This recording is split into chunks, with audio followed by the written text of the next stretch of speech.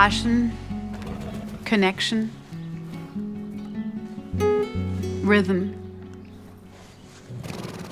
inspiration, truthfulness, empowerment, grace, playfulness, sense of humor, beauty, and creation. My older stallion Herodes is like a sentient being. I feel like he's an old soul. He is almost like a guardian for me. Listening viscerally with my body and my breath where the horse is. And sooner or later we will be breathing in unison. Once we're in unison, there's energetic exchange between both of us, and there's this flow. It's almost like we create this bubble in time and space. If anyone could experience the lightness, the beautiful movement when a horse gets to be your dance partner, and when the movement is a gift because they trust you, the movement bubbles up out of joy of the feeling of dancing together. Time and space, everything slows down. It's so beautiful and so grounding that when I wake up from that connection, when I leave him, I feel like I'm just waking up from this deep, floating dream.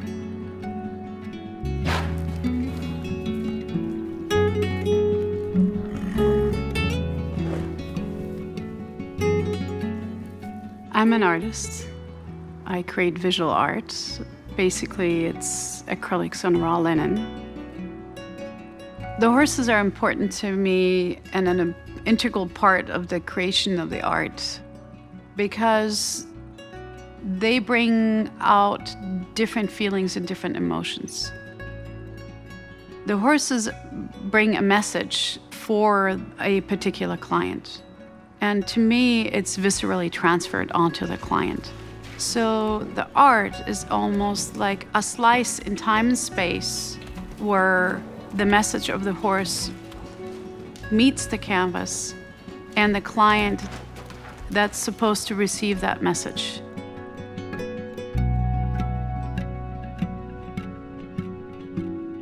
I meditate and I ask which horse that encountered me in my life while traveling all over the world, let's say Brazil or Spain or Portugal, Germany, France, England, Italy.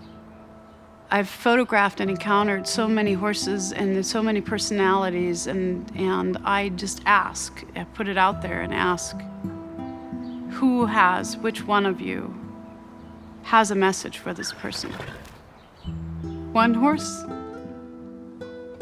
will step forward and say, I have a message for this person. And it's really important. So I pretty much get out of the way. I say, okay, this is your message. What is your message? And then it would tell me what composition they would like to have for that particular person. And they will recall in my memory how they were when I encountered them, which part was the part that I'm supposed to put onto the canvas.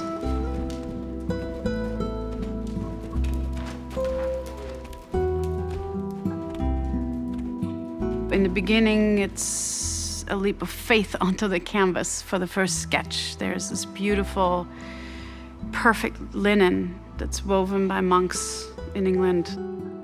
I have this vision of this composition, and then I take the leap of faith. I jump onto the canvas, literally, and sketch it. And it's still hesitant in the beginning. It's every time I'm doing the first step, it's as if I'm jumping over a big hurdle.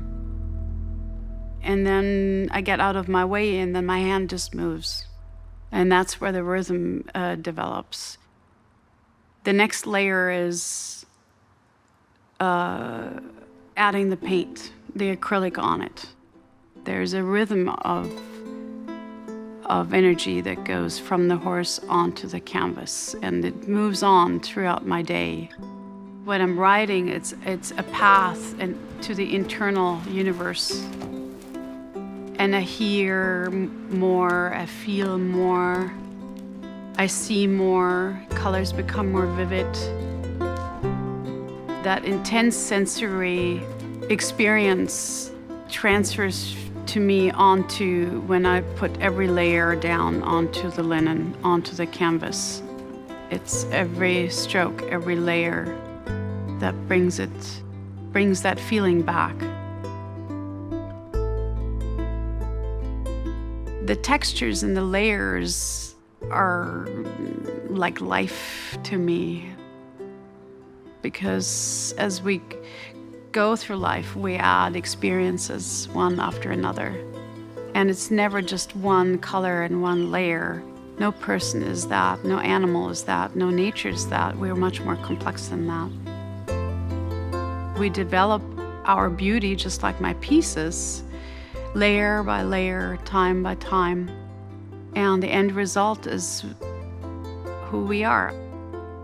There is a residual energy that resides within the painting when it's finished. And it's an accumulation of every time I interact with the canvas. A painting has the opportunity to invite the viewer to dream. And that's why I blur the edges. That's why I don't seek perfection. I leave things open and unanswered, and the last layer actually will blur everything together. I love to invite the viewer to experience the different parts and steps of the process. So I'm not afraid of leaving some sketch lines open and some fields untouched, so that their eye can become part of the art because it fills in the gaps.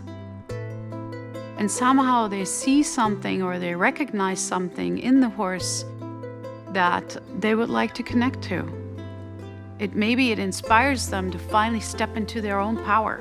Maybe the wild one inspires someone to break free again and to reconnect to the unencumbered freedom that one experiences as a child.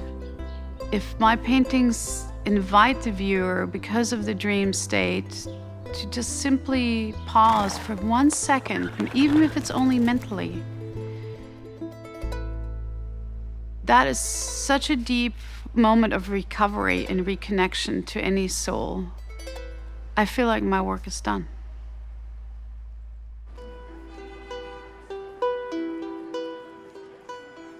Connect. Be present. Slow down. Live life. Do what you love. Otherwise, what's the point of living?